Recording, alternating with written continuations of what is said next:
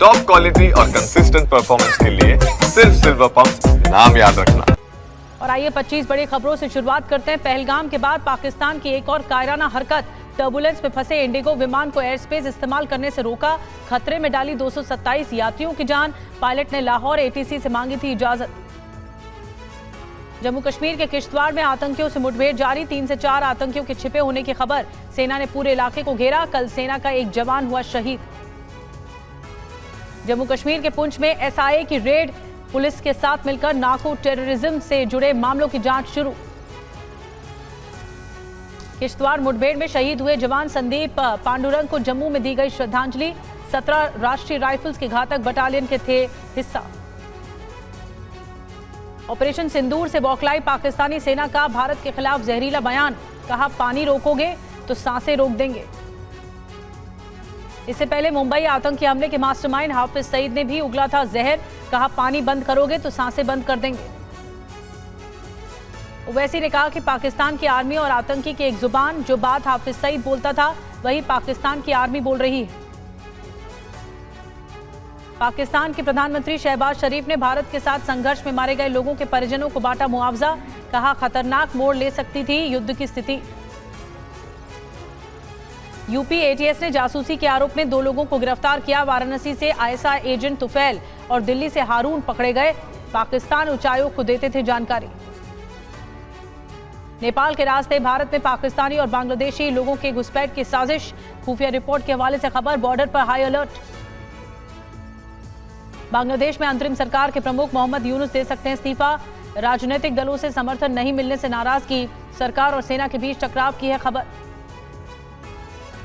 दिल्ली के भारत मंडपम में प्रधानमंत्री मोदी आज rising north east investors summit का उद्घाटन करेंगे। पूर्वोत्तर को निवेश का नया हब बनाने की तैयारी है। पाकिस्तान के आतंकी चेहरे का सच बताने के लिए जापान पहुंची भारतीय डेलीगेशन ने कई देशों के राजनयिकों से मुलाकात की। संजय झा ने कहा, दुनिया पाकिस्तान पर तटस्थ न रहे। देश में कोरोना के बढ़ते मामलों के बीच आंध्र प्रदेश सरकार की एडवाइजरी, राज्य में मास्क लगाना अनिवार्य किया गया। सामूहिक समारोहों पर लगाई गई रोक।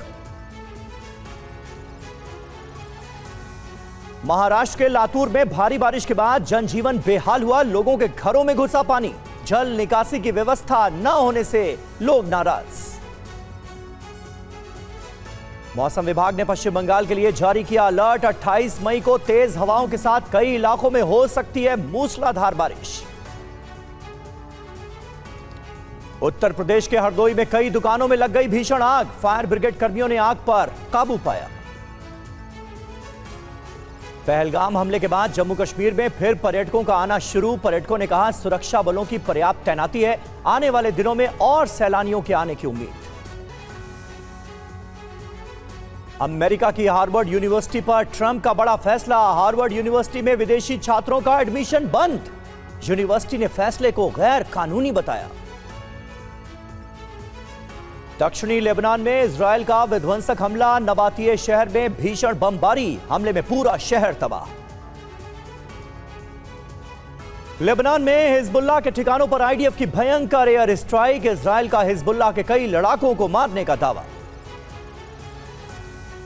यमन के सना हवाई अड्डे के पास भीषण धमाका हो गया है, दहल उठा पूरा इलाका, इजरायल से हमला किए जाने की आशंका। इजरायली सेना के मिसाइल अटैक से दहल गया गाजा, शुजाइया में भीषण बमबारी से हमास के कई ठिकाने तबाह करने का दावा।